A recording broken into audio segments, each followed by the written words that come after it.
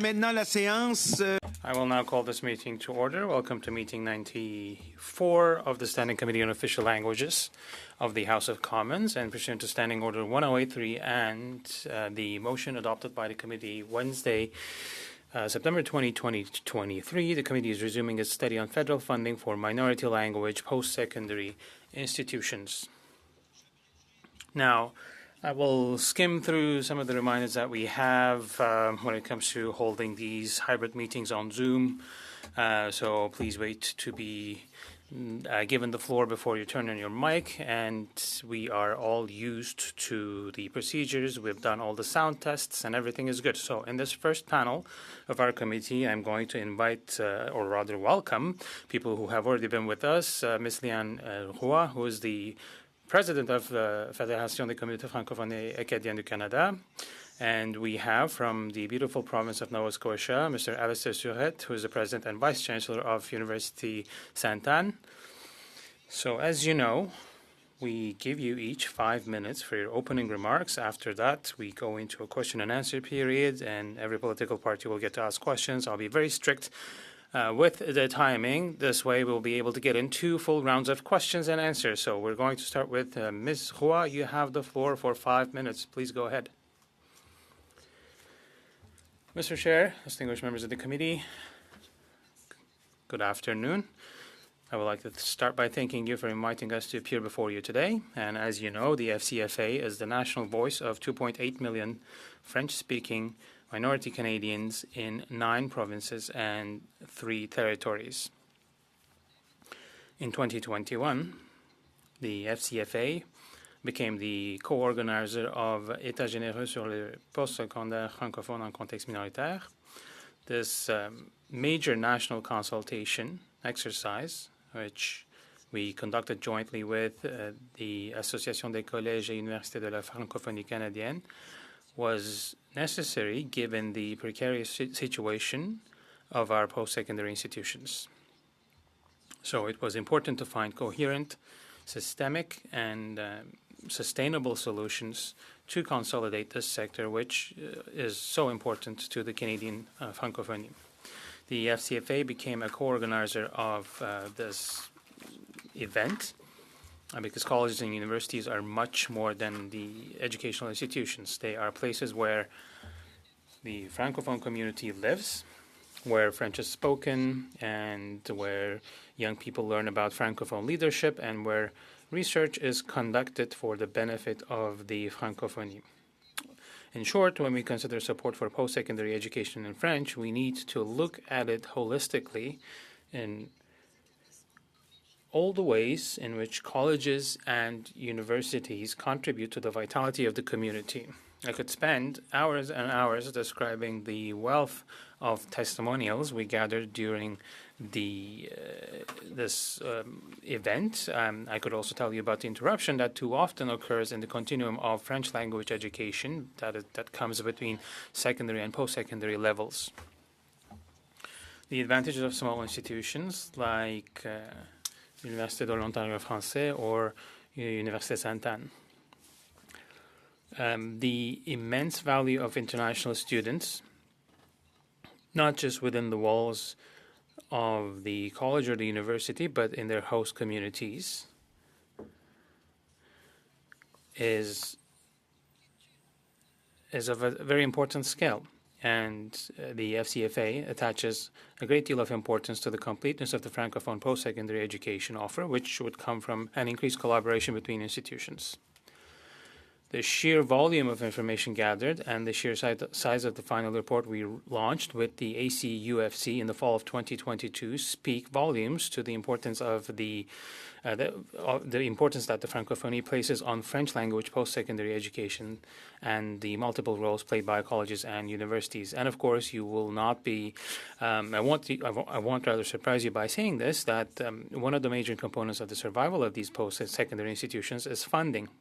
This issue was at the heart of this gathering we organized. Participants highlighted that it generally costs more to offer post-secondary education in French, whether because of the size of the institution and the age of the infrastructure, or the relative scarcity of French language teaching resources, or the difficulty of recruiting the human resources to work in these institutions. Substantive equality of access to post-secondary education cannot be achieved without acknowledging this fundamental asymmetry. This kind of asymmetry illustrates why it was important in the Modernized Official Languages Act to make clear the importance of taking into account the specific realities of French and English, and of taking measures to protect and promote French.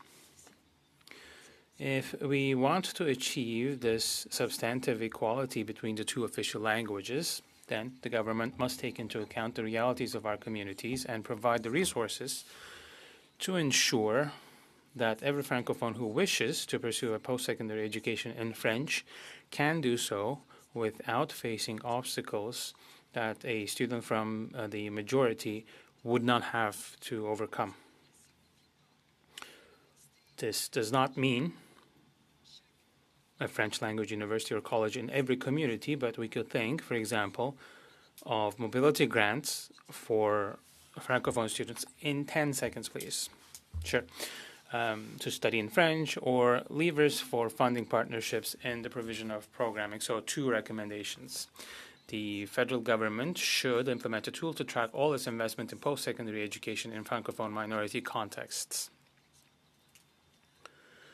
And secondly, the federal government should fund the establishment of a mechanism to measure progress towards substantive equality. And the federal government should also support the creation of a consultation structure that would bring together representatives from the Department of Canadian Heritage, provincial and territorial governments, who are in charge of post-secondary education, post-secondary institutions themselves, and other stakeholders. Thank you, Ms. Laroy. Mr. Surette, you will now have the floor for the next 5 minutes. Thank you, Mr. Chair, ladies and gentlemen, members of Parliament. I would like to thank you for welcoming us and for carrying out this important study for Canada's Francophone post-secondary sector. As the Chair mentioned, I am the Rector and Vice Chancellor of Université Sainte-Anne. We are the only French language post-secondary institution in Nova Scotia. We offer university and college programs, as well as French second language immersion and customized training. The university delivers its programs and services through its 5 campuses, 1 located in Halifax, and the other 4 firmly rooted in Nova Scotia's Acadian and Francophone regions, coastal, rural, and remote areas, and official language minority communities. The university is also firmly rooted in this community. It's a partner of choice for enhancing the vitality of the regions surrounding with its campuses, or rather regions around its campuses, and of Nova Scotia's Acadie as a whole. The university works closely with other Francophone partners in Nova Scotia, such as the Economic Development Council of Nova Scotia and the Provincial Acadian School Board for cultural, linguistic, social, and economic development. On the one hand, in addition to educating students, our infrastructure, theatre, library, Acadian Centre, sports centre, etc. All of this also serve the local community. On the other hand, our main campus in the southwest of Nova Scotia is one of the region's largest employers. Over the years, our institution has distinguished itself by its firm commitment to achieve community involvement, whether this is in the development of the French-speaking community or applied research for the private sector, or to ensure the well-being and prosperity of our regions. The university is a key partner in Nova Scotia's Francophone Immigration Action Plan, which aims to grow the Francophone population. The population growth is, of course, a priority for the province of Nova Scotia, and it aims to double its population by the year 2060. Now, some points of funding recommendations. I would like to emphasize the importance, as the Act indicates, of the federal government's commitment and support in ensuring the vitality of Francophone minorities and fostering their development. The federal government must play a vital role in protecting and promoting strong and present institutions to ensure that they serve our minority communities. Our university is one of the 10 English language universities and community colleges in Nova Scotia. Because of our small size and Francophone specificity, of offering our programs and services, as mentioned by the president of the FCFA, is more expensive. So the importance of continuing federal funding is key. Even then, we are far from being able to offer the same number of programs and services as our English-speaking colleagues. With a limited Acadian and Francophone population in Nova Scotia, out-of-province recruitment is essential. The recent announcement of a cap on study permits for international students will surely lead to a decrease in enrollment in September 2024. Such a decrease has a multi-year effect on our institutions, and we must maintain a certain level of enrollment to ensure the continuity of our programs. As a result, a 30% drop in our clientele, international students, will have an effect on our programs. So this is a new challenge for our institutions this year. More specifically, with regards to OLEP, our regular funding has not been increased for years. And as you know, this funding was not indexed. For other OLEP programs, project-based applications are difficult due to limited human resources, and I believe you've heard this from other witnesses, but there's also the challenge with the 50-50 funding. In conclusion, I support the recommendations as presented by our colleagues and from ACUFC and the FCFA, and of course the federal government has promised to take additional steps. And we need to bring together representatives from Canadian Heritage, other federal departments, provincial and territorial governments, and who are in charge of post-secondary education. I'd like to thank you for your attention, and I will be happy to answer your questions. Thank you, Mr. Surette. First round of questioning, 6 minutes for each political party. We'll start with Mr. Bernard Généreux for the Conservatives. Thank you, Mr. Chairman. Thanks to our witnesses. Good morning, Ms. Roy. I hope everything is well. Good afternoon, rather. We had the opportunity to talk with a number of presenters since the beginning of the study. And as you said, you jointly organized a conference with the post-secondary sector, a States General meeting, a General Assembly, if you will. And I'm going to give you the opportunity to repeat the 3 recommendations that you made. I think you mentioned them very quickly. Perhaps you could mention them again in your answer. Basically, we're under the impression that despite the money that has been invested over the years, over the past 8 years under the Liberal government, that the problem has yet to be resolved.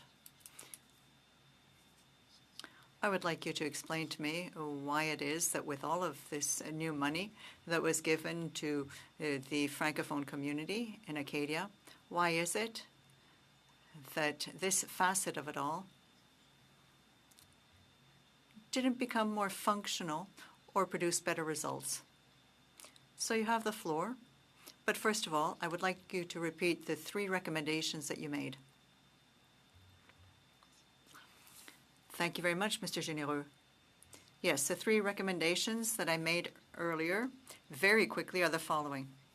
Well, there was one that Mr. Surette mentioned as well in his presentation. They're the 3 recommendations that you can find in the General Assembly's report. Recommendation 30, 31, and 32. Number 30, that the federal government implement a tool that will enable the following of all of the investments that are made in post-secondary educations for minority language post-secondary institutions. And that is in answer to what you asked about the financing as well. That means that given that post-secondary education is a key sector of the vitality of French language communities in Acadia. If you look at Bill C-13, it was mentioned therein, and you're aware of the extent of the problems that this sector faces. So it's very important to look at the nature of the investments made by all federal organizations. It would be nice to know what the right hand is doing to the left and vice versa. I know that that's not the case right now. Well, I think that you have to have a better grasp of this so that you're fully aware of what funds are indeed going to post-secondary education. When you're talking about federal funding, do you mean the funding that goes to the provinces as well, or just to the post-secondary institutions? Well, also the money that is given to the provinces for post-secondary education, the funds that are earmarked as such. It's important for Heritage Canada to look at the vitality of communities and of other organizations. Perhaps it could be CEGEPs or colleges. I think it's important to invest in research and post-secondary education. You have to look at it globally because it's not just education. There are also research funds, innovation, infrastructure, etc. The other recommendation is that the federal government fund the implementation of a mechanism to measure progress towards the substantive equality of post-secondary education in a Francophone minority context. So, besides investments, we would need to have a mechanism to measure progress, because that mechanism would allow us to collect data on different dimensions of post-secondary education to make sure that the federal government interventions do have a positive effect. Right now, we know that funds are given out, but there isn't any way to measure the effect. There's no way of knowing whether the results are those expected. The approach that was adopted to develop this mechanism has to recognize the social, cultural, scientific, and economic nature of the places where the post-secondary institutions are. If you look at Toronto or Pointe de l'Église, the contexts are totally different. The third thing is that the federal government should support the creation of collaborative structure involving representatives of the Department of Canadian Heritage, provincial and territorial governments responsible for post-secondary education, Francophone minority post-secondary institutions, and other stakeholders in the sector. When the recommendation was made, the measures that were just announced weren't in place.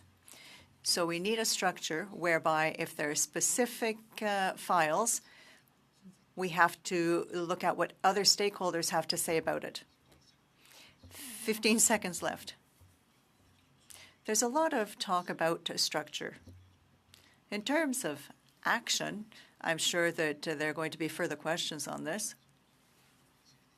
But it seems to me that we have to talk about actions to be taken rather than setting up structures. Ms. Goutakis, thank you very much. You have the floor. Thank you very much for our witnesses for appearing today. I would like to ask the same question as my colleague. The question asked to Ms. Roy. In your view, what is this collaborative structure like? What is your vision? What's the mission? How is this work going to happen, this collaborative work, and what is the ultimate goal? Perhaps you could give us more details on that. Thanks for the question. Here are the details. It's quite simple. It's to have a committee or a group that is going to follow the investments, where they go, because, as I mentioned, sometimes funds go to innovation, and those don't come from Heritage Canada. Some are put towards innovation, others infrastructure, others post-secondary education per se. The important thing here is to look at all of these funds and where they go and to what avail, and to be able to measure them. There has to be someone who does a follow-up and sees whether the people are accountable. In other words, if people are given money, did they do with it what they were supposed to do? It's important to look at the investments made, and if we do that, we will be able to determine whether the funds that are destined to institutions in minority language areas are indeed invested where they should be.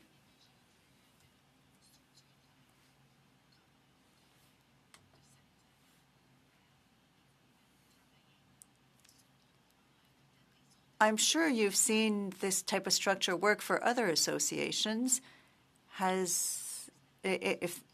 seen that that has been successful. In your experience, does that structure work? Well, it's very important to have a responsible person looking at what happens to those funds. It can be someone within an association, or it can be someone at the department. Well, who exactly is going to do this follow-up? Who is going to be responsible for the results? Oh, for the results? Well, I think that you have to have a global approach. That's exactly the question that has to be asked. As we said, it could be someone at CFUC, or it can be someone somewhere else. We have to make sure that the money goes to the right place. For example, someone at the ACUFC. It can be someone at the department. It's something that we wanted to see in the modernization of the Official Languages Act. There has to be someone there to ensure that there's some accountability. Someone who can determine exactly where the investment has gone. Thank you. Mr. Surette, in your view, what impact does your institution have on the minority language group in your community? How important was it for the continuity of the Francophone community in your area? Well, I could talk forever about the impact that our institution has had, the impact that it has had on this community of less than 10,000 people. It also has an impact on other communities. It has a social impact and an economic impact. Since I've been here for 13 years now as rector. One of the commitments I made at the beginning of my mandate was really anchoring the institution in the community. I wanted to make sure that we weren't just going to be an ivory tower. We wanted to make sure that we had an impact on the community. For example, we wanted to ensure that the infrastructures on campus were available to the local community. There's a new soccer field. There's a new running track. There's a sports center. We also have a theater that's available to the community. I also wanted to ensure that the administration and researchers and students are also involved in the community. For example, their applied research projects that involve a lot of local organizations. I don't have much time to answer your question, but I hope I gave you an idea. Thank you very much. Do you think that the current network of minority language post-secondary institutions respond to the needs of such communities outside of Quebec? Do you mean communities in a broader sense of the word? Well, I have been chair of a number of organizations, and I know that we all share the same challenges. It's very important to talk to each other. There seems to be a bit of disconnect between the different agencies and the federal government. Here we have a early childhood education association and other different levels of education that have their own little groups, and then we have our group. So I think that if we have a collaborative approach among those groups, I think that would have a lot of value added for the details and for general topics. Thank you very much, Madam Senator Koutrakis. Now we'll move to Mr. Beaulieu. You have the floor for 6 minutes. I have a first question for Ms. Roy. A number of studies showed chronic underfunding of minority language post-secondary institutions. Could you tell us more about the causes and why this is going to improve over the coming years? Do you see an improving trend? Do you think things are actually starting to materialize? Thank you for your question, Mr. Beaulieu. I hope that things are going in the right direction. I hope that we didn't do all this work to have a General Assembly for nothing. At least it has heightened awareness of the general public and the government of the importance of investing in our institutions, as well as the improvement that that can bring to our communities. Underfunding has been in existence for a long time. And as I mentioned in my introduction, a lot of the institutions in our regions are in old buildings, maybe old religious buildings, and there's a lot of poor infrastructure. It's important to ensure that the buildings are to modern-day standards. The funding comes from various sources. Education is a provincial and territorial jurisdiction, as you know, and it's often when we look at those files where the federal government could invest in the provinces and territories. It's often in situations when it comes to official languages. It's the same thing whether it's for early child education or post-secondary institutions. The needs are not well known, and when the needs are not well known, there isn't an adequate response. So the idea behind this big General Assembly was to make our voice heard, to make sure that our sector had its voice and told people about the chronic underfunding. This is all why we recommended to all institutions that we call for a tool so that we can do a follow-up of the investments to ensure that post-secondary institutions in our communities can have access to those funds directly. I also talked about research. That's another sector where Francophone institutions and researchers are having a hard time breaking through and obtaining these research funds. So this has other collateral impacts affecting the post-secondary sector, but specifically when it comes to the funding of an institution, Mr. Surette would be a lot better placed to answer this question more specifically at the institution level. Well, we'll give Mr. Surette a chance to also answer this question, but you referred to asymmetry. In Quebec, the government of Quebec overfunds Anglophone universities, and I think the latest number was 22% of the funding, and 9% going to Anglophone institutions, and federal research funds accounted for 35 to 40% going to Anglophone universities in Quebec. So would you say that that balance needs to be readjusted, and in research funding, in terms of the criteria that are applied, that puts Francophone universities outside Quebec in a position of disadvantage, and similarly universities in Quebec as well? What would you like to respond to that, Mr. Surette? For research funding, I will pass the floor over to Mr. Surette, but I can talk more about the needs of Francophone institutions. Well, I believe you've already heard about sort of the bias built into research financing, because the biggest universities is where you have English. That's the dominant language. That therefore it's harder for our researchers to access these funds, and also when they write or apply in English, they have an easier time, but that's another challenge. So you need to take into account that we are a very small minority, especially here in Nova Scotia at the institutional level or at the general population level in the province. We have a student population of 500 people. We have 9 other Anglophone universities and a big community college that's also an Anglophone institution.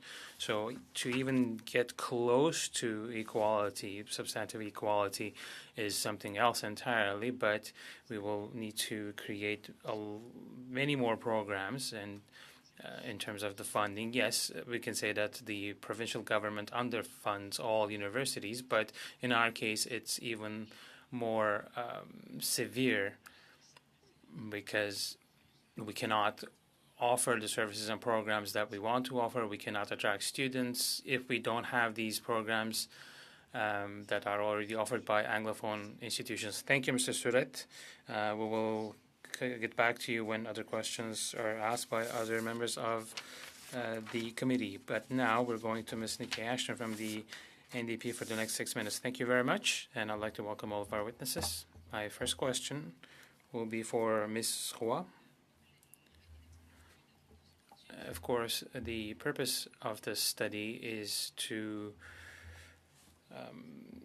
formulate some recommendations to the federal government. You provided us with 3 specific recommendations, but I will focus on one issue. We know that asking for additional funding for secondary institutions, Francophone institutions, that is something that keeps coming up. So does the FCFA ask for additional funding for French in a minority setting for these institutions?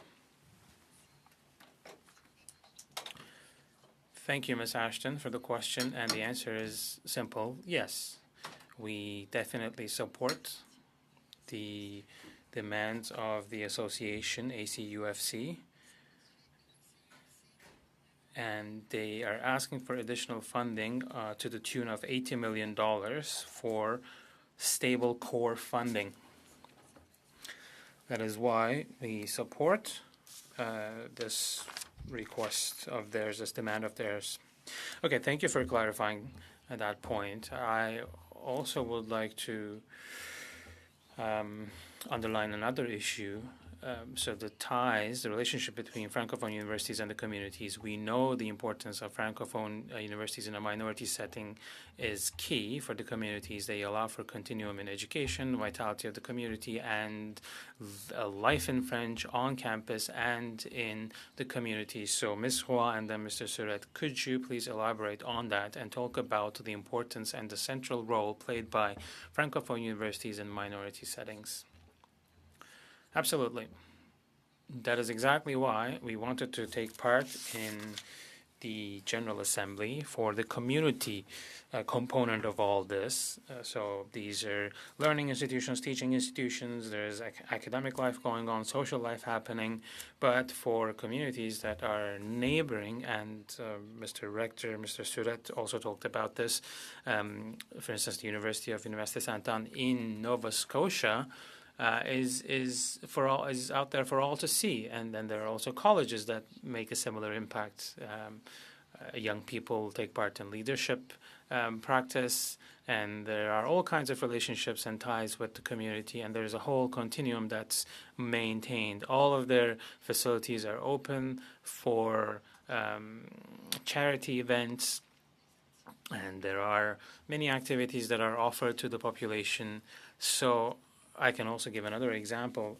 When the chair will know about this, in rural regions where you have campuses, usually these institutions are the biggest employers of these regions, especially in the rural parts of the country. And you can imagine the economic impact of having such an institution in a rural part of the country. Its impact on employment for young people, its impact on all other institutions in these municipalities or in these regions. So there is a community role for all of our institutions. Can I add to that? Yes, please. Next week, we will have a presentation dedicated to anchoring our institutions in our communities. Well, our university, I'm here in the main campus. I'm looking at the St. Mary Bay, and our campus is the only one with a fortress in it by the sea. So we are one of the biggest employers in our community, and I was also briefly referencing our ties with the private sector. We are a preferred partner of the Economic Development Council. We work with lobster farmers and many others. So we have also a good relationship with the Provincial Acadian School Board and other school boards. We are working on the issue of a shortage of teachers and teaching assistants. We are trying to provide more teachers and teaching professionals into the system. On a social front, a couple of weeks ago, we had a very good presentation for the community at the university level, but for the community in general as well. And there are so many other events and activities that are organized, so we're fully integrated in our communities. And me as the rector, as I mentioned at the outset, I have been also very closely implicated in associations of rectors or at the other levels of Francophonie in our region. As you know, French is in a precarious status in our communities, on social media, in the media as well in general. So we really need to work hard, and we have to consult with other stakeholders, not just at the government level, but at the community level. And in our region here for the main campus, I work a lot together with the municipality of the region. So you can just imagine how fruitful that relationship is. And the municipality is very happy to have an institution like ours in the region. Thank you, Mr. Surratt. Thank you, Ms. Ashton. Next question. Questions will be asked by the first Vice Chair of our committee, Mr. Joël Gaudin. You have the floor for 5 minutes. Thank you, Mr. Chair. Thanks to our witnesses, Ms. Hua and Mr. Surratt. Ms. Hua, we often have the opportunity of talking with you, and it's such a privilege. My first question will be a very simple one. For the first time in the Official Languages Act, there is a reference to post-secondary education in the Act itself.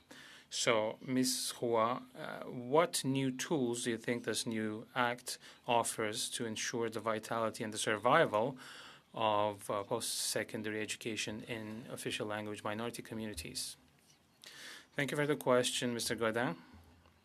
Well, if we are to talk about the new Act, that is the reason why we worked so hard, and our objective is to make sure, and rather, it's the first time that we see this in an act, that there's a reference to the whole continuum of education from early childhood to post-secondary, including everything that's also formal and informal education and training. So it's important that it's specifically mentioned. And under Part 7, there's also a lot of reference to consultation mechanisms. It's very important to be able to consult the different stakeholders and the communities to have a good understanding as to how the Act can respond to the needs of our communities. And communities, of course, there's a great diversity. And there's also the whole issue of the precarious state of French.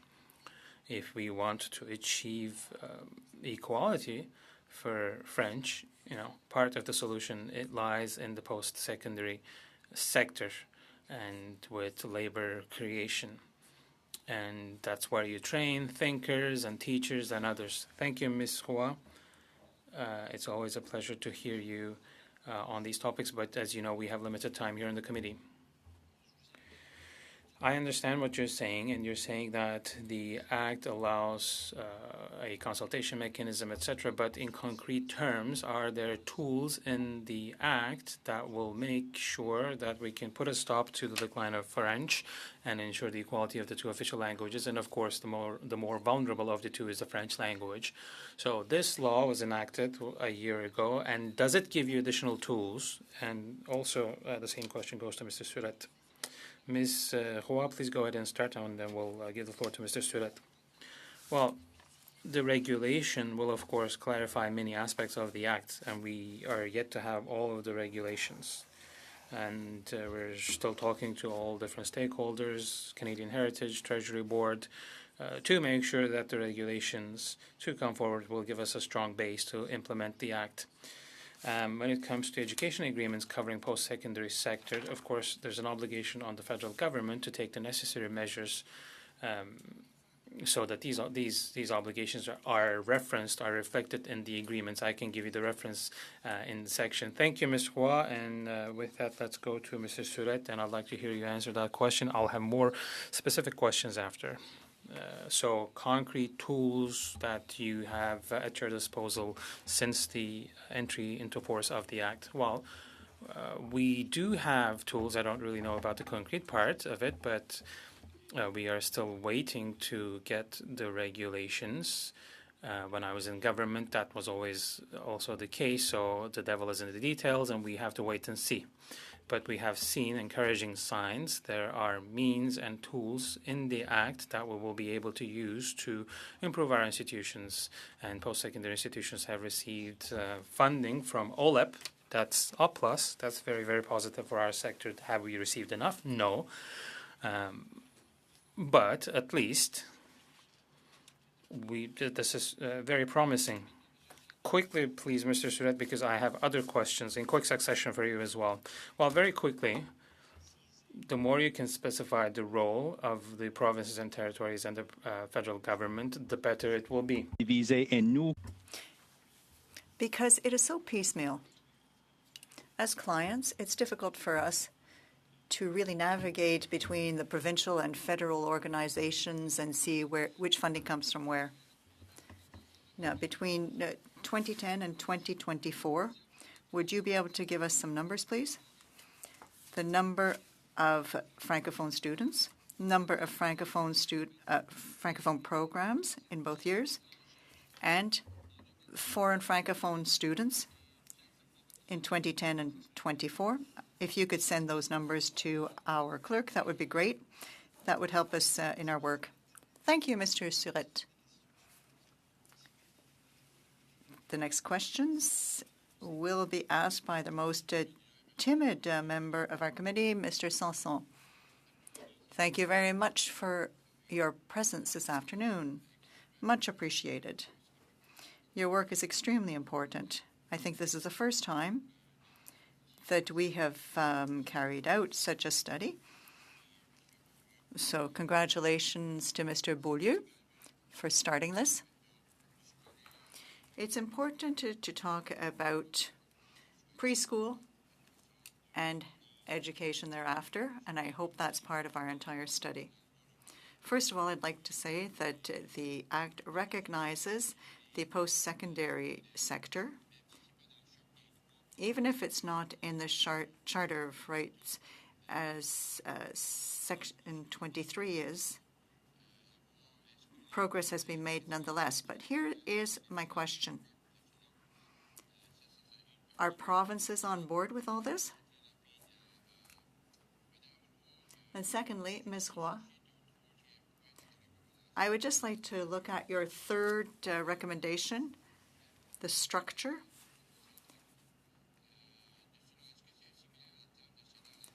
Is this similar to the National Roundtable on Education that exists already? It could be similar to that, but it's something else in that it would be something very specific for post-secondary education. It would enable us to determine how much we can influence our idea of what post-secondary education should be. It's important to discuss this matter because it's important to really understand the issues. Well, I know how effective the National Roundtable on Education was. Perhaps this is the right time to do the same thing just for post-secondary education. I would like to thank you and your association and all your member organizations for the work that you have done.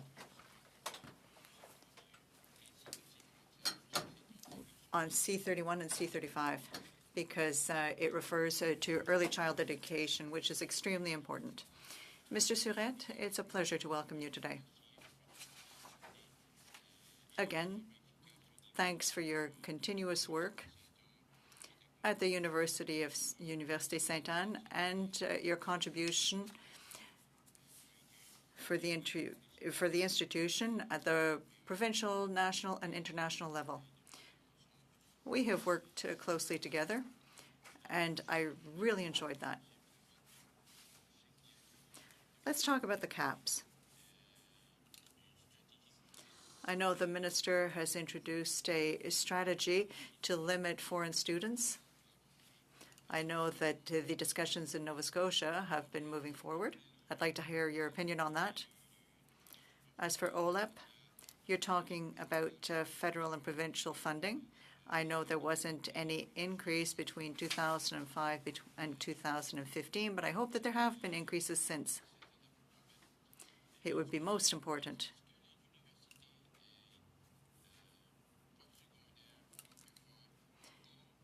Do post-secondary Francophone universities have different criteria than the Anglophone institutions to get a pot of money? For example, when I worked in the field, there were different categories for the different funding. Does that still exist? No, it doesn't exist. Just basic funding. In Nova Scotia, we have an overall agreement with the province. We get $180 million, and then there's a university funding formula that does have criteria if you're in a minority language situation. So it's very important to recognize that. I think that should be the first objective of this consultation process, because I think we have to determine whether there are different criteria used for English institutions and other institutions. So I would like you to look at that. As for foreign students, I can understand that it's capped at 30% where you are. What kind of impact does that have on the vitality of your communities? First of all, it has a major impact on our institution. 30% of our population is foreign. We have a very small number of students in our programs. So if we can add 25% of immersion students and 30% of foreign students, that is extremely important to our institution. Thank you very much. Sorry to interrupt you. You'll have a chance with other speakers later. Mr. Beaulieu, 2 minutes, 30 seconds. Thank you. Mr. Surette, at your university, there are also a lot of immersion programs. What percentage of students will study only in French versus those who are in the immersion program? Well, I don't know if I understood the question. At Université Sainte-Anne, it's completely Francophone. The educational management and public schools, well, all of the programs are French language. When I talk about Francophones, I talk about those in immersion programs. They're Francophiles. They attend the same courses as the international and Francophone Acadian students. But those who are in the immersion program, are they Anglophones who want to become Francisized? Who are the people who go to St. Anne University in the immersion program? I tried to explain that. We don't have any immersion program per se. We do have a summer program for Anglophones, but that's just a 5-week program that's offered during the summer. During the regular year, let's say someone wants to do a bachelor's in education. They have to have a certain level of French to follow the courses at our institution. As for the immersion students, those are the people who graduated from Anglophone universities but who speak good French and attend courses at our institution. So you're talking about Anglophone students who go to St. Anne? Well, we have about 30% foreign students, mostly from African countries. 25% are Anglophones who speak very good French. And the rest are Acadians or Francophones, mainly from the Maritimes, but from elsewhere in Canada as well. There was a lot of talk about a collaborative structure. Right now we have the draft agreement on language minority teaching. There is a structure that exists already. In your view, it's ineffective. It's an excellent question, Mr. Beaulieu, but you'll have to wait. Ms. Ashton, 2.5 minutes. I wanted to do a follow-up with Mr. Surette. You spoke about the manpower shortage in education. We have the same problem here in Manitoba, especially, well, we have it in the French immersion and the French sector. It is an obstacle that certainly hinders our ability to educate the next generation. I came from the immersion system here. My parents fought very hard for me to have that immersion education, but there aren't enough teachers anymore to teach our children. So here's my question. What is the reality in Nova Scotia? To what extent is there a labor shortage? And to maintain your programs with basic funding, what will have to be done to ensure that there are enough graduates to teach our students? Answer, there's a major labor shortage, just as there is elsewhere, especially when it comes to French teachers and immersion teachers. We can't recruit enough students to fill the seats for various reasons. And that's for various reasons. First of all, I think that there has to be a little bit more branding of education to attract people. One of the things that we have been doing is we've tried to reach agreements with universities in French to recruit those who meet pretty much all of the criteria to get an education degree here in Canada by just doing 1 year of extra training. And then they would be on the market very quickly. I think we have to be creative. But honestly, I don't think we have a large enough clientele here, Francophone clientele, to respond to that shortage. Thank you very much. Ms. Roy, Mr. Surette, if I cut you off, I'm terribly sorry. Maybe you wanted to say something absolutely essential. And if that's the case, please send us any response or addition to what you said in writing. I had to cut people off just to stick to time. It's an extremely important topic for all members of this committee.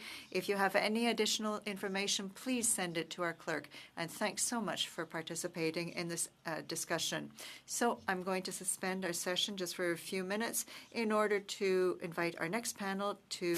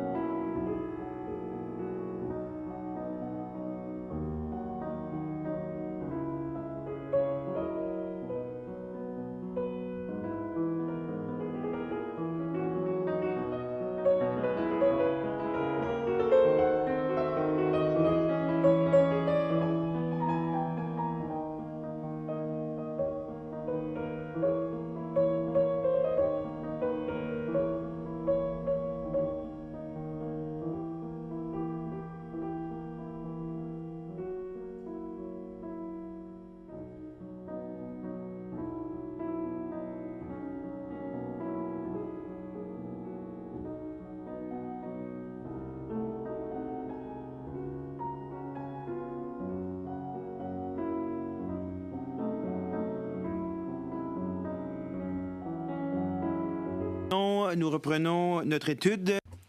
All right, let's resume our study. We're moving into the second hour with new witnesses. We have Mr. Taylor Good, who's the co-president, and from Simon Fraser University we have Gino Leblanc, who's the director of the Office of Francophone and Francophile Affairs, both via video conference. Now, I'm sure you're familiar with the points to take into account on Zoom. So the most important being, please put yourself on mute when you're not talking. So we will have a question and answer period as well. So we'll start with a round of 6 minutes from each of the political parties. But before that, I am going to ask you to take the floor for up to 5 minutes.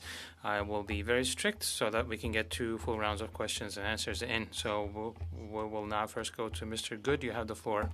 Thank you very much.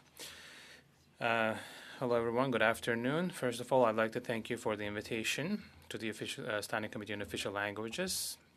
My name is Taylor Good. I'm a student in my final year of a Bachelor of Education at the Saint Jean Faculty of the University of Alberta. I'm also the co-president of the Association of University Students at the Faculty of Saint Jean, also known as AUFSJ.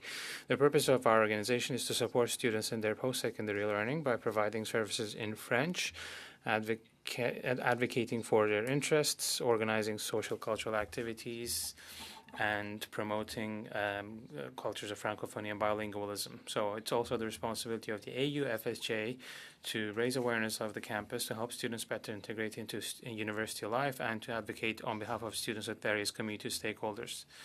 I am proud to say that I've been part of the AUFSJ for 3 years. During this time, the campus, Saint Jean campus, has undergone significant changes. I'll share with you 2 realities that are experienced by students in my graduating class. First, during my time here with our association, our campus has survived the pandemic, where the repercussions on post-secondary institutions have been enormous. Among these repercussions was the severe underfunding from all levels of government, which forced the Saint Jean campus to cut key elements of its programming, such as the abundance of courses in our programs. Initially, the campus had 6 programs. 3 were offered entirely in French. Today, only one of these programs is available entirely in French, the one that I'm part of, the education program. Furthermore, this pandemic forced us to cut back on infrastructure investments, which has hindered our advancement in buildings and technology. But that being said, I'm pleased to share with you a second part of the same reality, if you will. The Saint Jean campus has been able to overcome these challenges. Over the past 2 years, 2 major investments have been announced. First, in June 2022, there was an agreement between the federal government, the government of Alberta, and the University of Alberta for $13.3 million aimed at increasing academic staff, increasing the number of programs and courses in French, and improving infrastructure. This funding will also strengthen the visibility of the Saint Jean campus through cultural activities and multidisciplinary activities on a national scale. I'm happy to say that we have seen significant improvements at all of these levels. From a technological point of view, all of our classrooms have seen major improvements when it comes to the program that's offered. Starting from September 2024, we will be able to accept applications for a new transdisciplinary doctoral program, which is an important step in the French educational continuum in Alberta. And it will also allow students to pursue their entire education in French in Alberta from kindergarten to doctoral studies. In terms of visibility, the investment has also allowed 60 students across all our programs to participate in the political science games, which took place at McGill University and the University of Sherbrooke. There, the Saint Jean campus was ranked 4th among 9 Francophone institutions from coast to coast to coast. So if there's one thing to remember from these 2 stories, it's a common point, which is the importance of federal funding. The first one shows us the impact that lack of funding has had and can have on the Saint Jean campus. We have witnessed significant cuts in our infrastructure investment and most of our programs. And this campus has been a part of a national awareness campaign called Save Saint Jean, where students and community members feared that the Saint Jean campus would not be able to offer the high-quality programming it once did. The second story shows us also the impact of federal funding. Of the 13.3 million investment mentioned, more than 75% came from the federal level. These investments have made it possible to bring about a plethora of improvements, and we are seeing the benefits today. Francophone communities can now count on teachers, nurses, first responders, and Francophone entrepreneurs that they need to maintain a thriving community. We're also talking about a Francophone community that is constantly evolving thanks to the increase in the number of new Francophone immigrants from around the world who are settling here in Edmonton with their young families in search of French education. Moreover, we are also talking about a Francophone post-secondary faculty that is part of an institution aiming to welcome 60,000 students over the next decade. I wonder what role the Saint-Jean campus plays in these two different landscapes. Some may claim that post-secondary education is a provincial matter, but I argue that the preservation of the French language is a responsibility of all levels of the federal government. Thank you, Mr. Taylor. You can conclude, or rather share more of your remarks when we go into the question and answer period. But now we're going to go to Mr. Leblanc for another 5 minutes. Mr. Chair, thank you. Good afternoon. I'd like to say hi to your Vice Chair, Mr. Beaulieu, Mr. Godin as well. I don't know if Mr. Dalton from BC, who is a committee member, is there, but I met him recently. My name is Gino Leblanc. I am an associate professor at the Simon Fraser University. Today I'm the director of the Office of Francophone and Francophile Affairs. 20 years ago, we had the first action plan on official languages in 2004, and the province of BC partnered with us on that. And we created the French Language University Center here at our university. We have social sciences faculty, the education faculty, health sciences faculty, and we are trying to develop programs in French. So that's the continuum, and that's the key word that we keep coming back to. So we are that hub of continuum in French education. So in about 20 years, we've had about 5,000 graduates.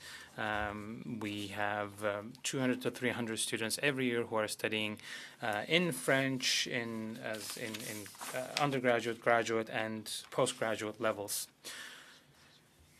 We are trying to support the students, and previous witnesses referred to this important fact. We are players of economic development in our communities because we provide diplomas, we provide training and education, but we're also the engines of French vitality.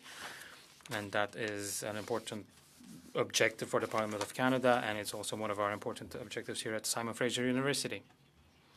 There are significant challenges. In my short 5 minutes, I would like to talk briefly about the Official Languages Act, because we're talking about the post-secondary sector. We have Section 41 of the Act that gives us new powers to ask for funding for programs and ask for support. But there's also the action plan, the Official Language Action Plan 2324, which will help us a lot so that we will get a significant part of the funding. And I heard Mr. Sanson who was referring to this, so that's a key element too. But a little bit ironically, we were not at the federal provincial negotiating roundtable, but in your recommendations as part of your report, maybe this might be a point. Including post-secondary institutions to this roundtable might be a good idea, because we have good enough relationships with ministries or departments in charge of secondary education, post-secondary education, but we were not invited, so this could have been this could be a missed opportunity in terms of providing better funding to these institutions across the country. So we're talking about some potential solutions to the challenges, but I also would like to talk about the importance of core, stable, predictable, multi-year funding. I was saying this to my colleagues recently. When you talk about university education, it's 4 or 5 years at least. A doctorate might be longer. So we need to be there for the long run to support students, to attract new students, to create Francophone spaces. But sometimes we don't receive funding that's any longer than 24 months.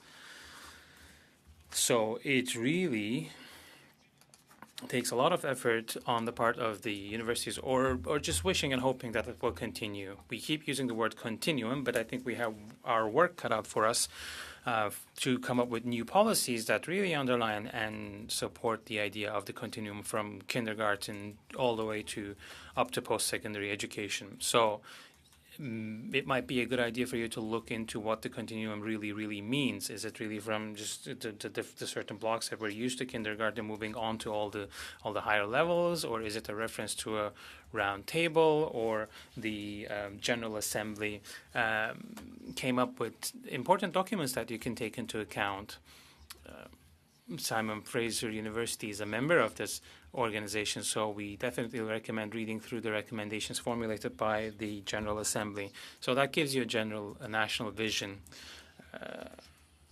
I'm really optimistic, and I really hope that we can do more in terms of multi-year stable core funding. Mr. Arsenault, do I still have time? You have 25 more seconds. So the next action plan will be for years 24-25, and we want to offer a wider variety of programs and courses. And we are in a very minority situation in BC, but we want to be and remain very close to Francophone communities. We are a member of the Provincial Association, and we, of course, also want to train labor or people who will join the labor force so that they can go on the market and use their skills in English and French. Thank you very much. You will have the opportunity of providing additional information, and I also would like to congratulate you on the quality of your French. So the first round will be a round of 6 minutes with each of the political parties, and we're now going to start with the representative of the Conservative Party, Ms. Stephanie Kuzi. You have the floor for 6 minutes. Yeah, of course, sure. Thank you very much, Chair. And I'd like to thank all of our witnesses for being here with us today.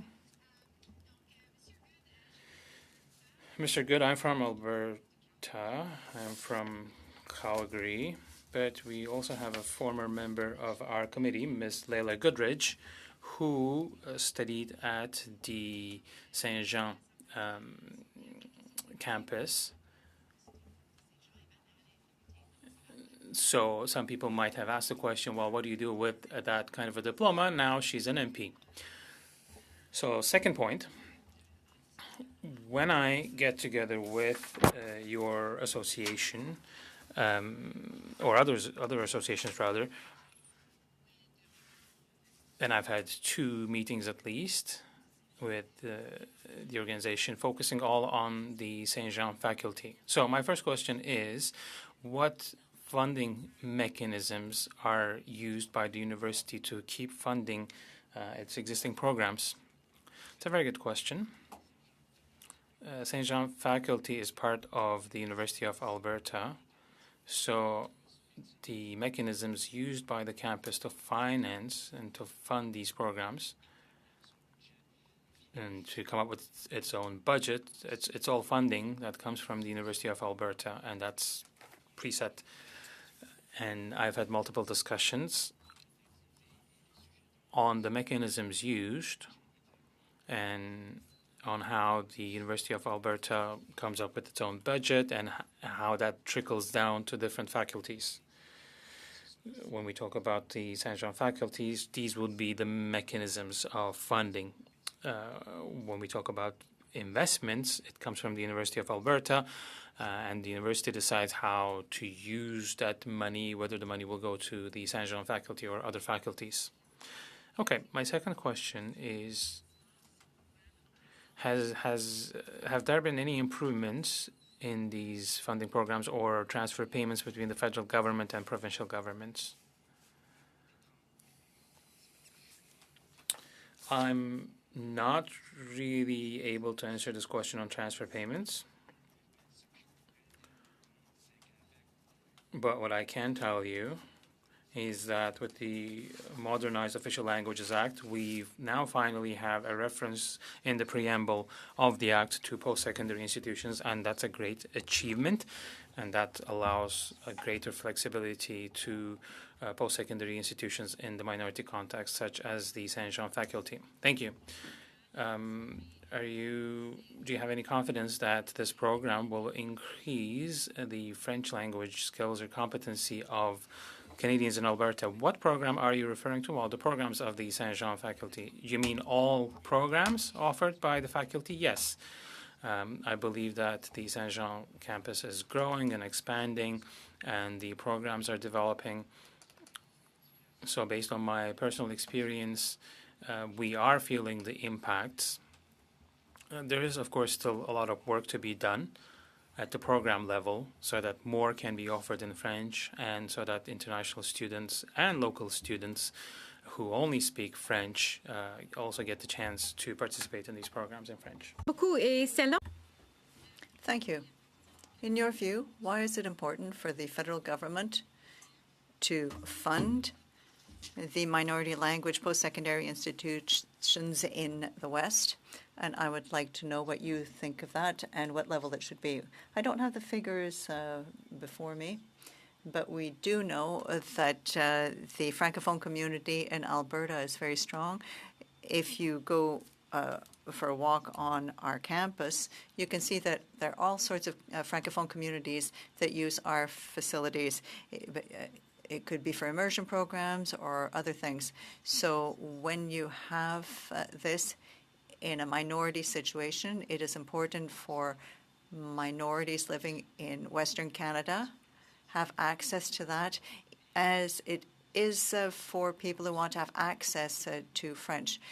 We're really there to fill the gaps that might exist for Francophones, for example, access to first aid or primary care. It's very important for Saint Jean. What are the obstacles that hinder the programs from attracting the greatest number of students possible? Excellent question. There are a number of factors at play. First of all, infrastructure. Every faculty will try to grow so that it has the means required to attract the greatest number of students possible. Secondly, it's important to find the staff who can teach the specialized subjects in French. You have to make sure there are means to ensure that we can hire the required staff here in Alberta. And thirdly, it boils down to programming. We have to make sure that there's enough funding in third and fourth year programs so that you're assured that you can take your courses in French. Right now, there are only a few programs that can offer that. We want to make sure that all students have the opportunity to take their third and fourth year courses in French.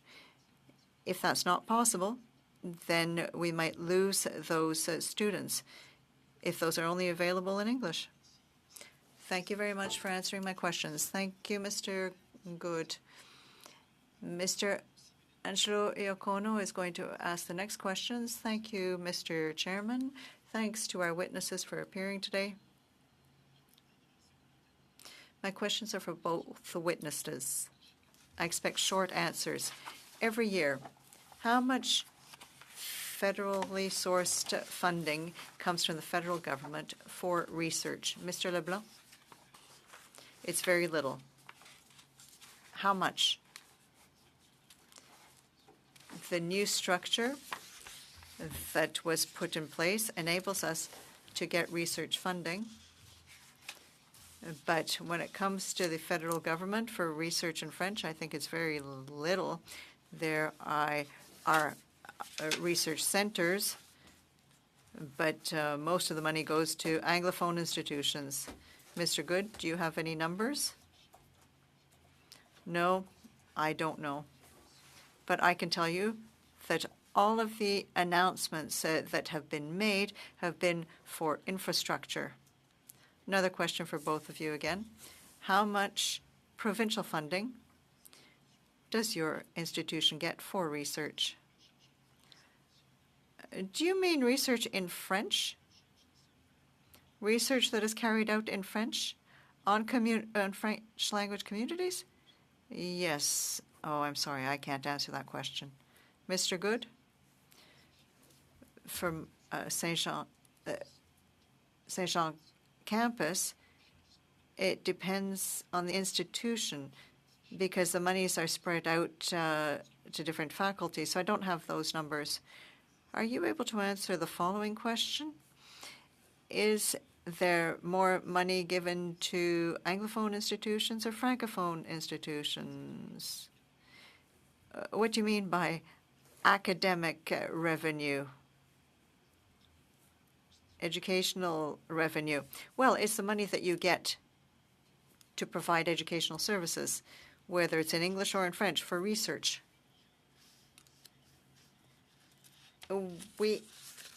Too many people talking at once. The interpreter cannot interpret.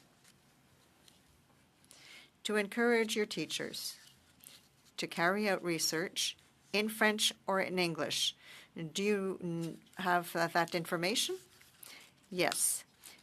There is some cooperation with the organization you just met, ACFA.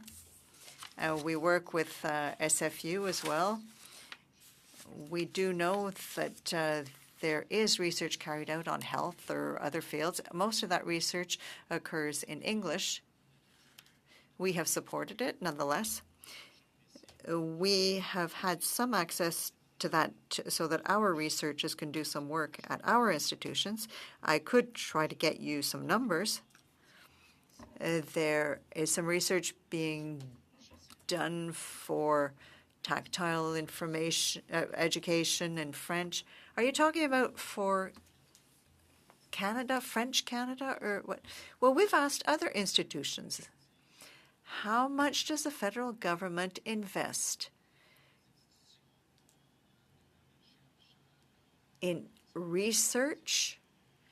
In other words, gives the opportunity to students to complete their research, say at the master's level, in French versus in English.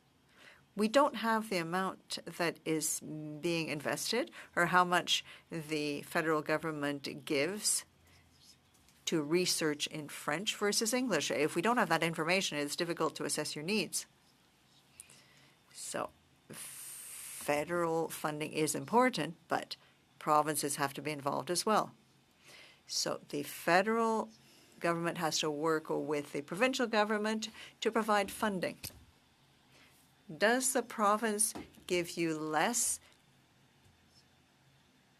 for your institutions that serve your language groups?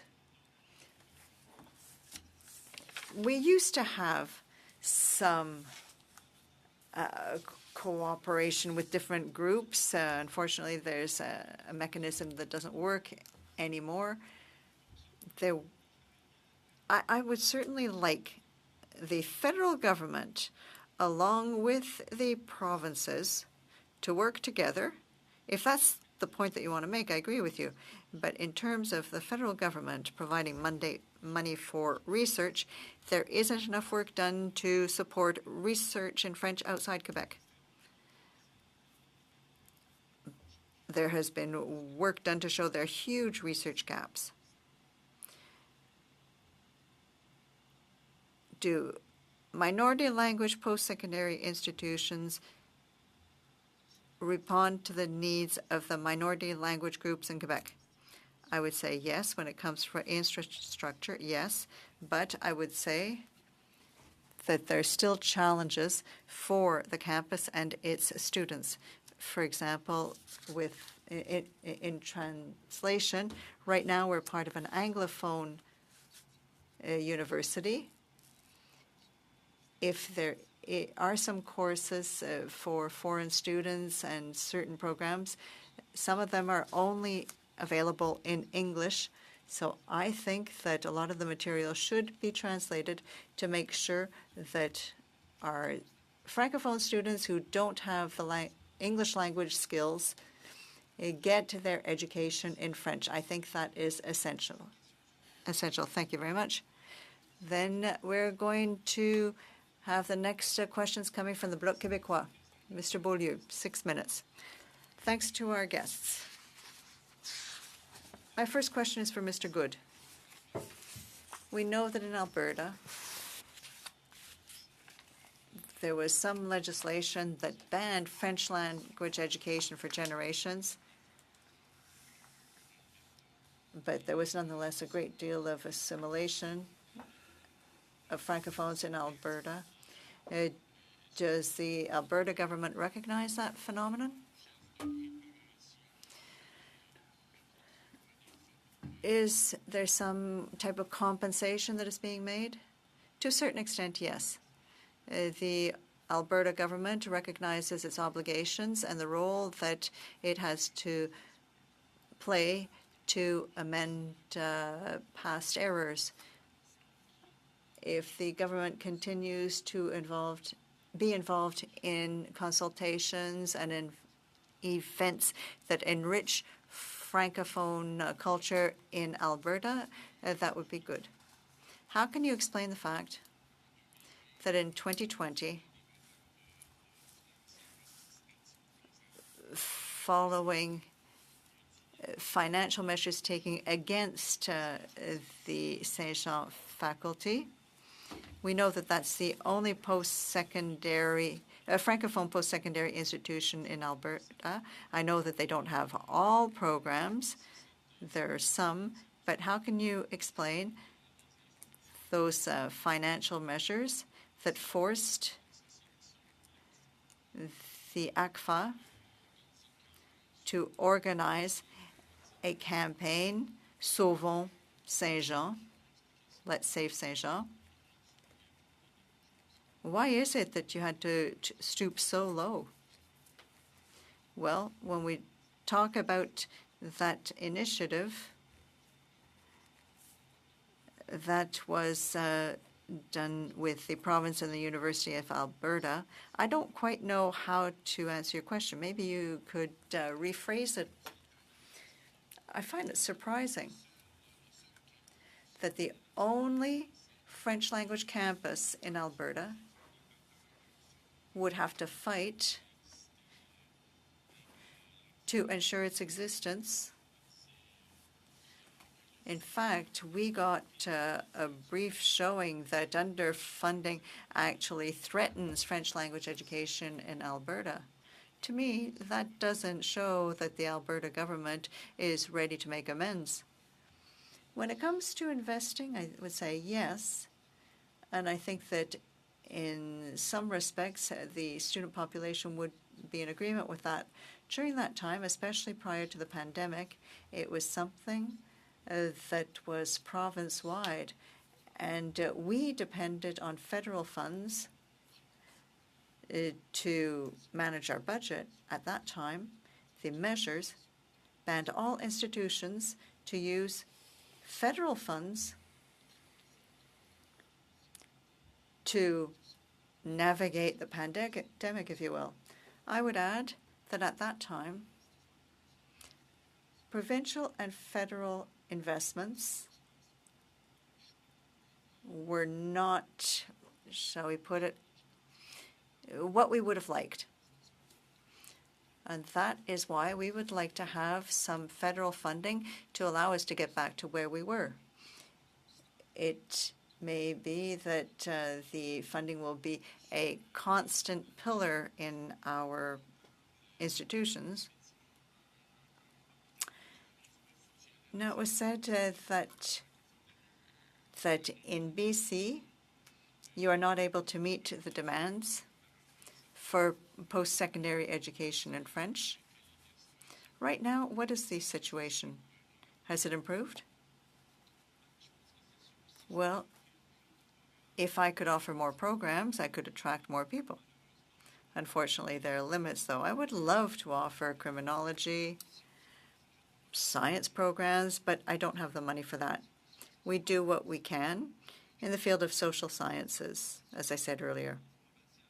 Yes, education is a provincial jurisdiction, but I think that there's nothing to gain by making this a hot potato, by discussing whether it's a federal or provincial jurisdiction. It's silly to have all these arguments. What's important to us is to work together. The federal government has a legal responsibility to help in the flourishing of minority language associations. It's not perfect in BC, We do have a good relationship with the Minister of Education that we want to maintain. Sure. We're fighting against assimilation and English language education. We want to offer the continuum in French language education, so we want to do our part. You said that most of your funding comes from OLEP. Yes, that's correct. It's a federal provincial matching that has been in existence since 2004. In fact, most of our funding comes from that program. Correct.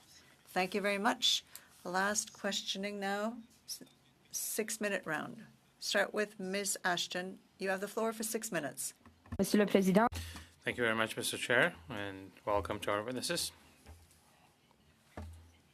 As you know, the objective of this study is not only to hear about and understand the situation of post-secondary education institutions teaching in French, but also to formulate recommendations to the federal government about how the situation can be improved. Last week, we had a witness from the ACUFC, and they underlined the importance of an additional funding of $80 million for a stable base core funding. Would you agree with that recommendation? It's one of the tools. It's not just a question of money, but it's one of the key components, of course. And we've asked the government to double this amount, and the ministry, the Department of Finance, put a number on the back of an envelope, and we did not get the announced level of funding. Countrywide, it's maybe 30 million per year for all post-secondary institutions from Acadia to BC. It's not a lot of money, but we'll take it. There's also the Recruitment and Retention Fund, Teacher Training Fund, which I did not talk about much in my opening remarks, but we get funding from that pot of money for teacher training. That's a positive. And yes, we 100% we do support the recommendation formulated by ACUFC. It would definitely make a difference in our capacity of offering a larger spectrum of programs. Thank you, Mr. Good. I will say the same thing, more or less. It is definitely one of the key tools at the disposal of post-secondary institutions. It would be amazing to have it, but it's not the only thing. Listening to student voices is also important. There's quite a bit of dialogue with at the administration level, but it's also important to hear students out. We also need investments in infrastructure. Last month, the federal government announced around $2 million for campuses, for buildings, and for the creation of a program who are looking for work in this context. So that also would be key for the vitality of the Saint-Jean campus. Okay, very well. Mr. Leblanc, you talked about the education continuum, and for me, it's very important to explore the issue of labor shortage in education throughout the study, and I know that the situation in BC is disastrous. The wait lists for French immersion are very long, and there's a significant labor shortage in terms of teachers. That's also the case in Manitoba, but people really do want to send their kids to French immersion, and they cannot. So can you tell us how your program rises to this challenge of labor shortage? What's the connection between what you are doing and the importance of sufficient and stable funding for your institution? Thank you. That's a great question.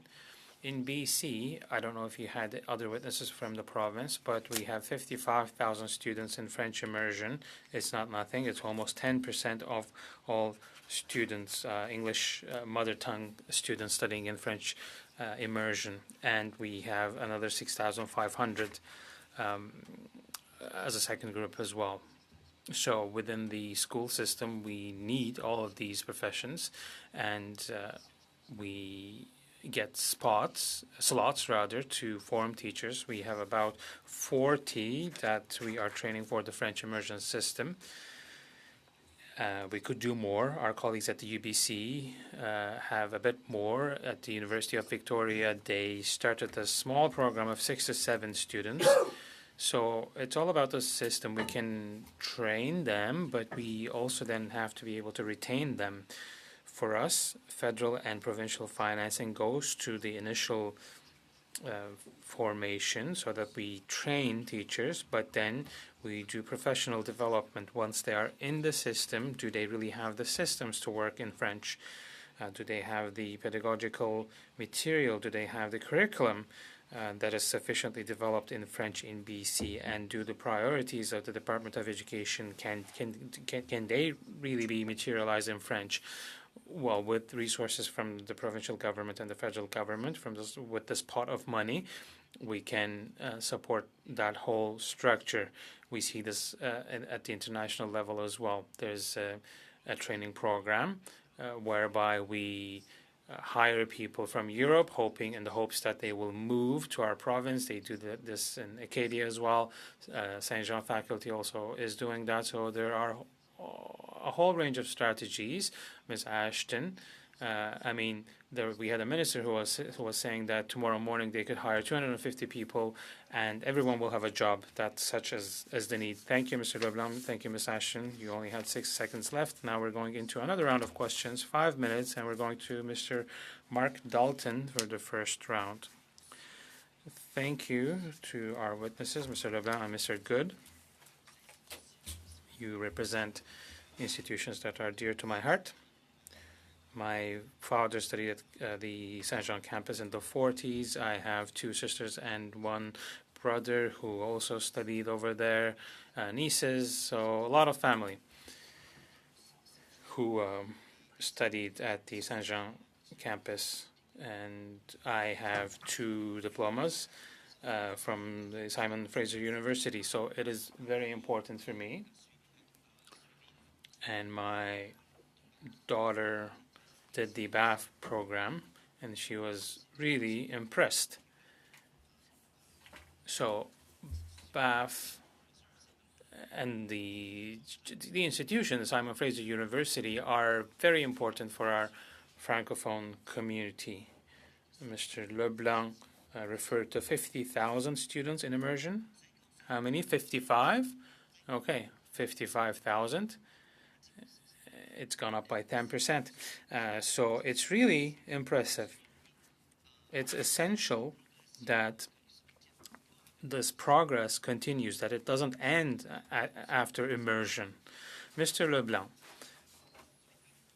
you briefly referred to OLEP funding from the government, that it comes in 1 or 2 year chunks at a time, and that you would like to have something that's more for the longer term. So can you elaborate on that a little bit and talk to us about the importance of having more stable funding?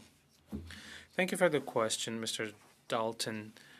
If we take a step back, this is a societal project of having a Francophone society across the country, and we keep referring to the education continuum up to the post-secondary level.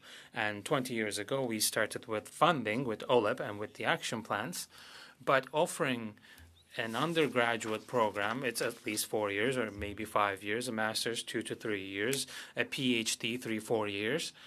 So as soon as you say, okay, we'll have a program, the French co-op program at SFU, for instance, that you mentioned, that where one of your children goes to, well, it's continuous contracts, associate professors, etc. And then you have student life on campus, and you want to program things over the 5 to 10 year period. So you need to start thinking about the post-secondary French education in a minority setting, as we have done for Francophone school boards or early childhood education institutions. So it's done over multiple years. You cannot say that an undergraduate program in French is just a 5-year project and then you do your assessment.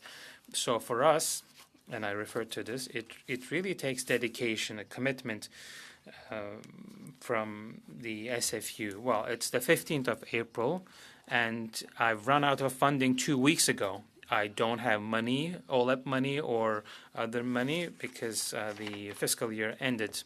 SFU told us, well, it's going to come, it's going to be retroactive, but it's just an example. I'm not complaining, but it's not stable, and it's extremely hard to plan post-secondary programs in French. So we need to be a bit more serious, and we need to come up with a national plan, a national continuum, and then we will definitely see results.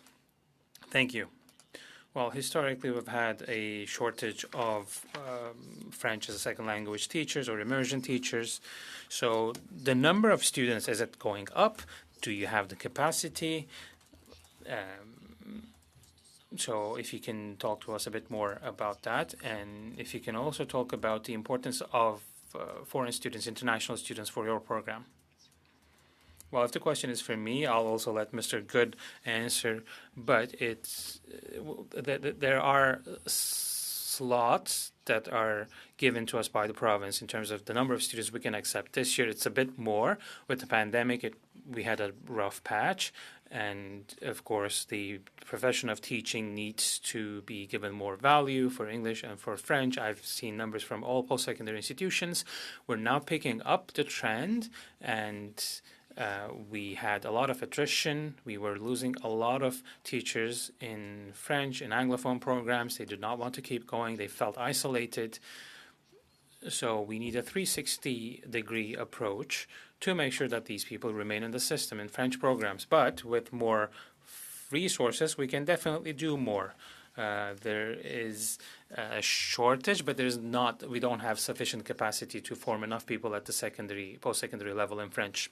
Okay, so we go from Mr. Mark Dalton to another Mark Serre for the Liberals, and for the next 6 minutes you have the floor. Thank you, Mr. Chair. I'd like to thank our two witnesses. Mr. Good is providing us a student perspective, and it's really helpful. And then we also have Mr. Leblanc, and thank you for the work that you have been doing at Simon Fraser University.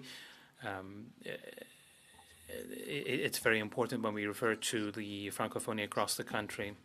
Well, you referred to 128 million over 4 years, and then 32 million for post-secondary institutions. That has been announced. It's not sufficient.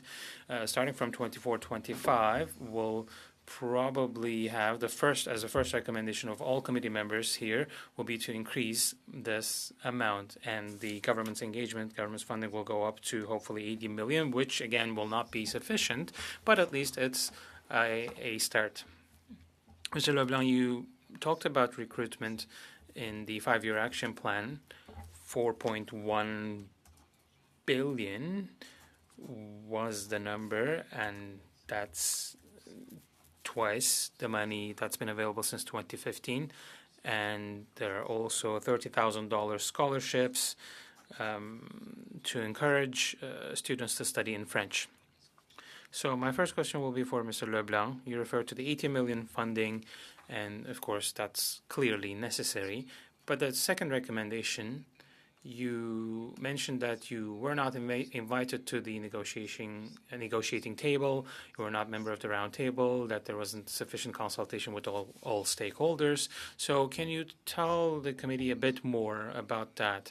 What should be a recommendation that we can make to make sure that there's a good consultation at the post-secondary level? Because it's not always very obvious. We talk about lower echelons of education, not so much about post-secondary levels at the federal government level here, at least. But I would like to hear your opinions on consultation and the role of the provinces and the institutions in all of that. Thank you for the question. While the announcement to double the financing was made in Sudbury, if I remember correctly, while we're very happy, we remain optimistic.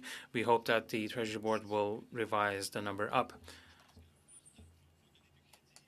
we have to give credit to the Parliament. The modernized version of the Official Languages Act refers to the post-secondary level. We don't exactly know what that will mean on the ground. Programs haven't changed yet. We will have to wait and see the regulations under Part 7, under the obligations part, but we have 41, 42, and other sections that mention that post-secondary level is part of the continuum. So it's very important. And then there's the action plan, which also has an important role to play. Where things get a little weird or where we're not seeing the same level of commitment is that there is a need for a memorandum of understanding for OLEP. You probably are all familiar with this fact. Provinces, territories, and the federal need to get together. Some provinces are not as happy, so progress is not as fast. But personally, I think that we need to rethink the structure of this pot of money. I'm not sure the memorandum of understanding is the tool that will do the job. And then there are bilateral agreements. We're not at the table, though. We aren't there. Universities, Francophone University of Ontario or Moncton aren't there either. Well, if we have good relationships with the Department of Education, it's great, as is the case in BC. But if we have a government that isn't open to French language education, well, we're in trouble. Mr. Good can certainly talk about that. I have just a minute left. Mr. Leblanc, maybe you could give specific recommendations for research as to what the federal government can do for master's students or doctorates. That would be great. Mr. Good, thanks very much for your perspective. You said that you had 6 bilingual programs, 3 in English, 3 in French in 2020. The Alberta government made drastic cuts in 1 French program. You said there was $13 million from the province and the federal government that was reinvested. Have you gotten back to what it was like in 2020? Well, the number of courses, well, they're not the same as in 2020, but new programs were added. Masters in Science and 1 in Transdisciplinary Studies. But the number of courses was not increased. No, it's not the same as in 2020. 2.5 minutes for Mr. Beaulieu. Mr. Leblanc, you said that most of your funding comes from OLEP. So you must follow all of the negotiations for draft agreements with the federal government, etc. The last that was established came to an end in 2023. I was wondering if there's a new draft agreement. At what stage are the negotiations? You said you weren't really part of the bilateral negotiations. What would be needed so that it better meets your need? Well, yes, I think that we can get some good recommendations to you. I must say that it's not that we're not consulted. The post-secondary associations are consulted, yes, but we do have good relations also at the federal level with the Minister of Heritage. But when it comes to government negotiations, we're not at the table. We hope that our ministers are going to defend our interests, but that's where the community engagement is important. Imagine a governance model where you have the federal government and the provinces, but no partners at the table. That doesn't work. You have to be a bit more creative. Our association has talked about a national roundtable, and Mr. Sanson was referring to that with other witnesses. There has to be a national roundtable on post-secondary education. We could cooperate a lot better. We didn't talk about that. We could collaborate on a system in Western Canada and in Acadia, for example. Right now, things are kind of old style. Nothing's changed in 20 years. Perhaps that you could send us some recommendations in writing. For you, does Quebec send you teachers and students? And what would be the consequences for you if there's a continual decline in Quebec of French? Well, Quebec is essential for us because that is a source of French teachers and students. We have to recruit there, but we can't attract someone from Trois-Rivières to SFU because of the cost of living here. It's tricky. We are able to hire students, yes. We're able to recruit from Quebec, yes. All right, thanks. Ms. Ashton, 2.5 minutes. Thanks. Back to the question on labor shortage. Mr. Leblanc, you shared the work that you did when it comes to training and support for recruitment and transition. Do you think adequate, stable funding for your institution from the federal government will help you do the work you do? That contributes to recruiting and retention of French language teachers in your province? Yes. And I'm sure that if you consult other groups, for example, UBC that did some research on that, as well as the NRC, anything that we can do to maintain our French teachers would be great. As for stable, predictable funding, whether that would help us, yes, indeed. Because we can't make any requests for funding because we don't have that ability, but we have 24-month cycles. So if you're going to train teachers, it takes 4 to 5 years. If it could be multi-year funding that's stable, that would be great. The post-secondary envelope is temporary. It hasn't increased since 2018. As for OLEP, I'm sure that's not going to go away. And that makes a huge difference. I think it's important for that to be beefed up to help the institutions. Thank you. Mr. Good, could you tell us about the work that you do to hire more people to meet the labor shortage in the immersion programs? And secondly, do you think that stable, continued, guaranteed funding would help? Absolutely. Retention and funding for that is essential. In Alberta, there are 43,000 students in our immersion programs and 220,000 who take French as second language courses.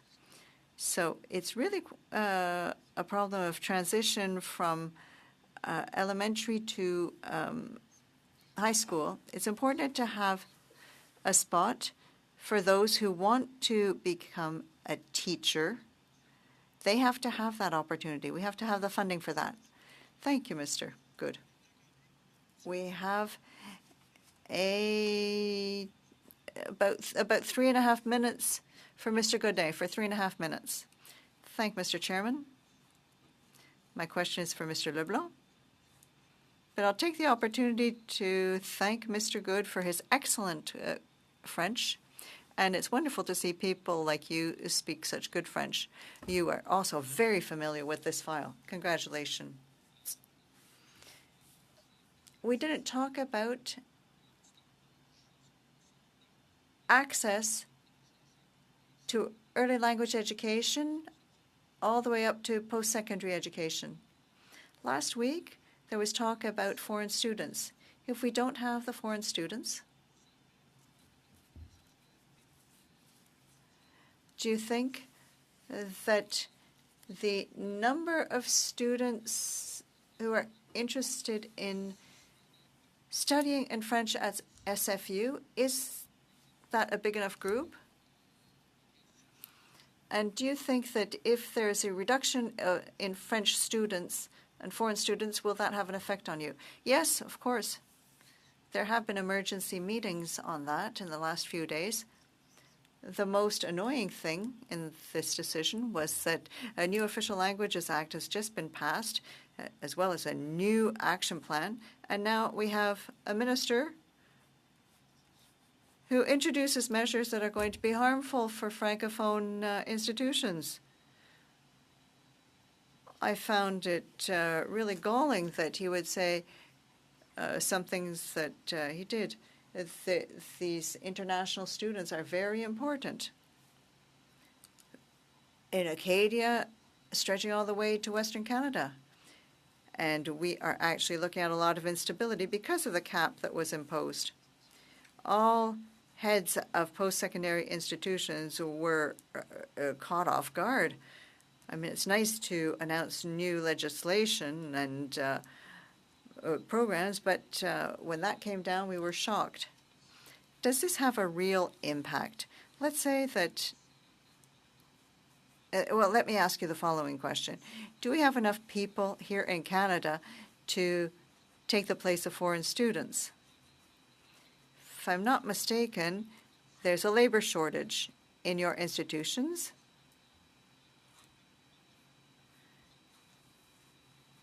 Do these measures have an impact, or do you think that they can be filled by students who are in this continuum program?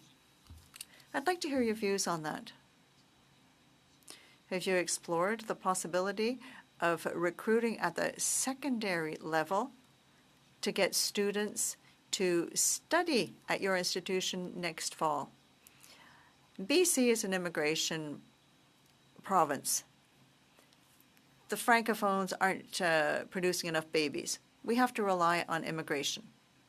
And I'm sure that's the case for elsewhere in Canada. When it comes to teacher training, it's quite complex. It's governed by a professional association that has strict criteria. So to go and get a teacher, a Francophone teacher in Belgium and bring them here to BC to train them and get them accredited by the professional institute is something that can be done, but it's not really an easy thing to do. It's no way to proceed, really. It's just a part of the solution. Thank you very much. I am going to take some of your 3.5 minutes, Mr. Sanson. Mr. Leblanc, you talked a little bit about the protocols that are in place. In our report, would like to refer to the ideas that you might have on the different models or suggestions that you might have. Could you perhaps send them to our clerk a little later so that we can look at that very closely?